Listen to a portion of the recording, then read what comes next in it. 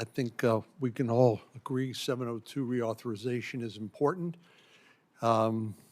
Obviously, privacy concerns of American citizens are important. But I think initially we're conflating a couple of things. Unfortunately, historically, with the FBI having both law enforcement authorities and intelligence authorities, those are two separate things. Would you agree, Mr. Baker, that basically law enforcement looks retrospectively to see if someone has committed a crime? And obviously, it's a little easier to go to a judge and say, here's probable cause to show why we need this warrant. Intelligence gathering is different because it's prospective. For example, in 9/11, it was largely seen as a failure of intelligence. But can you talk about the difference between law enforcement and intelligence gathering and why 702 is important to the latter? So yeah, I was inculcated into this early on in my career when somebody said to me, well, the difference between intelligence and law enforcement is that intelligence finds the suspects and wants to string them along, and the law enforcement finds them and wants to string them up. The purpose of intelligence gathering is to get access and use it for as long as possible to find out what's happening. And for law enforcement, the purpose is to end in a courtroom with a conviction.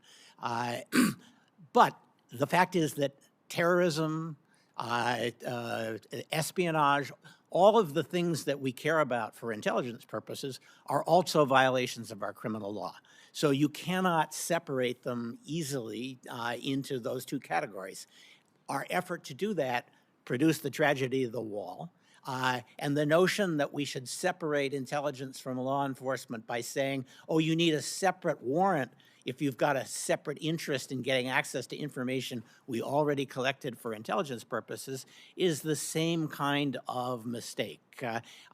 We shouldn't make that mistake with something as important as things like terrorism or espionage. Well, there can be, can there not, Mr. Klein, be a reason for using FISA 702 to query a person overseas, a non-American citizen that isn't law enforcement related, that's strictly related to getting intelligence to help supply the dots we need in order to understand what's going on? Would you agree with that? Yes, absolutely, Senator. The targets under 702 are non-Americans overseas who are likely to possess foreign intelligence information.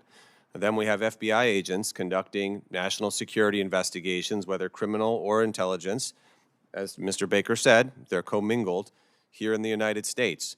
And if one of those people in the United States is connected to a priority foreign intelligence target, that is potentially very concerning, very alarming.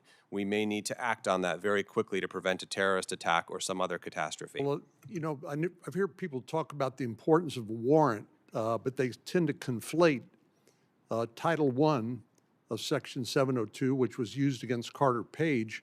And I think we can all agree that much of the public skepticism around FISA was related to the disgraceful use of 702 Title I to investigate an American citizen without cause.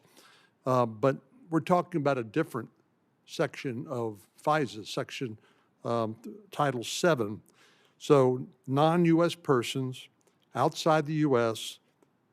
and currently the FBI can query lawfully collected intelligence without securing a warrant to look at the database or the file cabinet, as you point out, that's sitting there in their office. So how would you go about getting, if in a case where it's not a criminal investigation, but it's strictly an intelligence gathering matter, how would you get a search warrant? What would you show a judge about probable cause that a crime has been committed in order to be able to query that lawfully collected intelligence? I just don't, it doesn't seem like it fits. Yes, Senator, and another conundrum is that you often don't know that there is an urgent need to take action until you run the query.